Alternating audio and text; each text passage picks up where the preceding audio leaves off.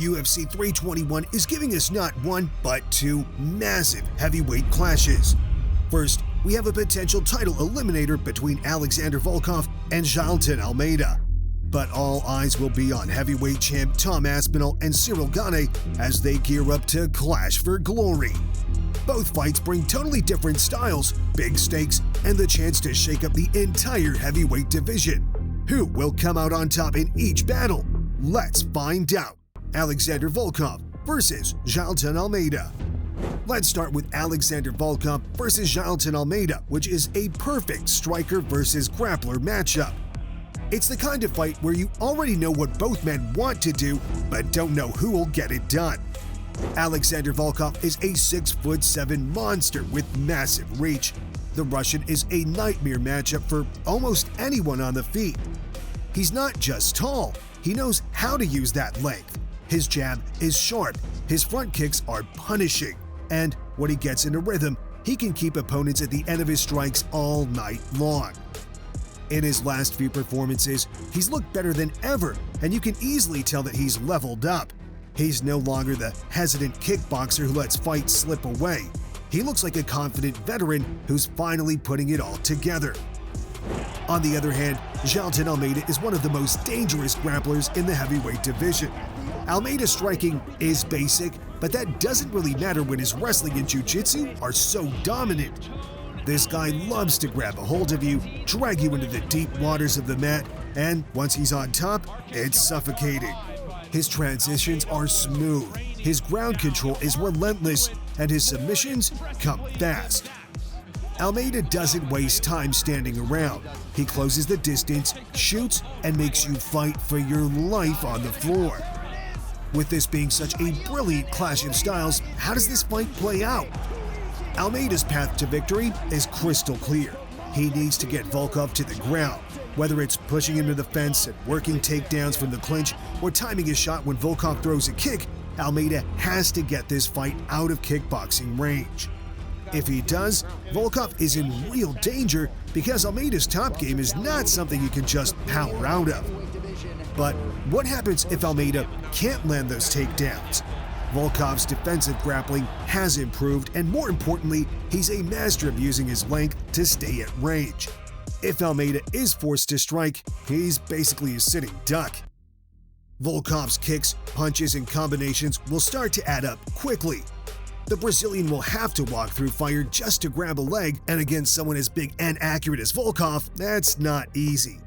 My concern for Almeida is that he doesn't have a strong plan B. His striking isn't evolved enough to keep Volkov at bay, and if the takedowns don't come early, his chances of winning drop dramatically.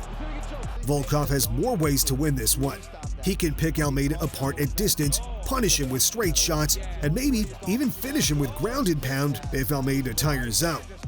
I think this fight comes down to composure. Volkov has looked like a calm and extremely dangerous veteran lately, while Almeida still feels like a one-dimensional prospect. Unless Almeida gets a takedown in the first round, I see Volkov controlling this fight and eventually getting the finish.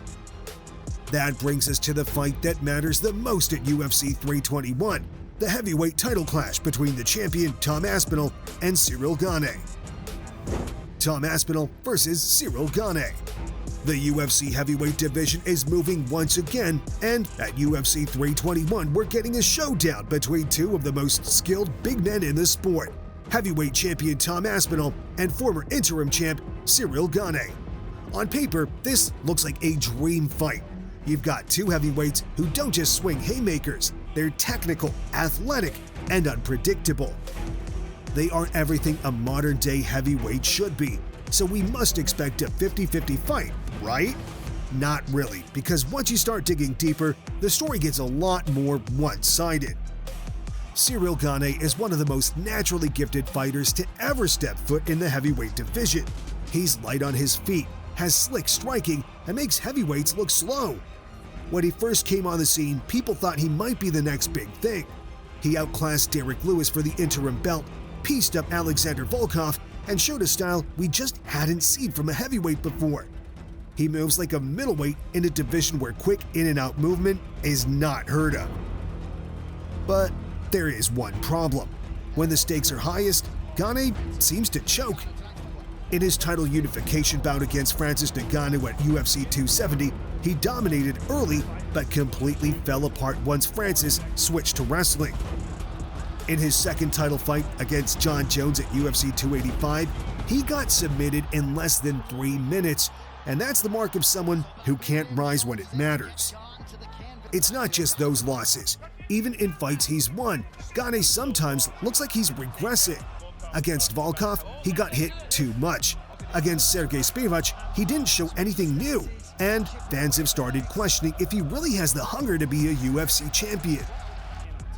Gane often disappears for a year, comes back for one fight in Paris, and then vanishes again. It gives off the vibe that he's more interested in being a celebrity at home than grinding his way to the top. And that kind of attitude won't win him big fights, especially against guys like Tom Aspinall, who are focused on achieving greatness. If Cyril Gane is all potential with no delivery, Aspinall is the exact opposite. He's been nothing but consistent. Every time he steps in the cage, he looks better. He's fast, explosive, and mixes his boxing with high-level grappling. That's rare at heavyweight. The scariest part about Aspinall isn't just his speed or his knockout power, it's his composure. He doesn't rush, he doesn't panic, and he knows exactly when to take risks. In his interim title fight against Sergey Pavlovich at UFC 295, the scariest knockout artist in the division, he walked in on short notice and destroyed him within a couple of minutes. Against Curtis Blades, he was even better, which is why he was promoted to full champ after Jon Jones walked away. Unlike Gane, Aspinall has that fire. He doesn't sit around waiting for title shots. He fights anyone, anywhere, and he wants to prove himself against the very best. That's the mindset of a champion. Striking-wise, Gane is slick. He moves like a middleweight, keeps his range with jabs and kicks, and frustrates opponents. But Aspinall has just as much speed, and unlike Gane, he actually throws with bad intentions. Gane's biggest weakness is that he doesn't finish guys at the top level. Aspinall, on the other hand, is a finisher. If he touches you clean, you're probably going down. Aspinall also has excellent grappling, and this is where the gap becomes huge. Gane has been exposed again and again on the ground. Francis Ngannou, a guy not known for wrestling, ragdolled him, and Jon Jones submitted him without breaking a sweat. Aspinall is a black belt who actively uses jiu-jitsu. He doesn't just roll for flashy heel hooks and hope for the best. He passes guard, he controls, and he submits people. If this fight goes to the ground, it's almost guaranteed that Aspinall dominates. Now, is there a way for Gane to win? Technically, yes, but it's a narrow path.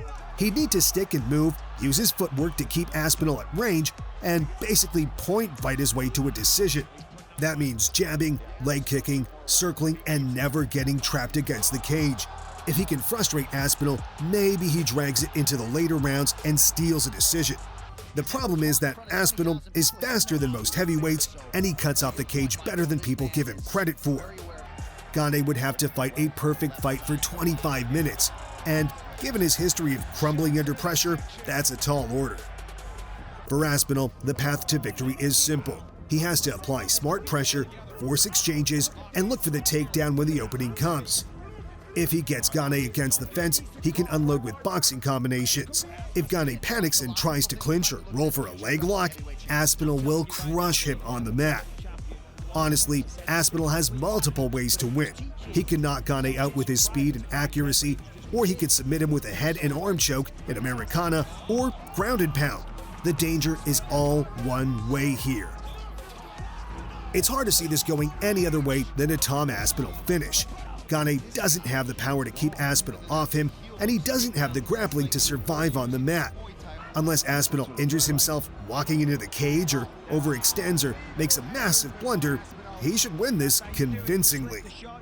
I think Tom Aspinall will win it by first-round submission. So, how do you see the two heavyweight fights at UFC 321 going? Drop your predictions in the comments below.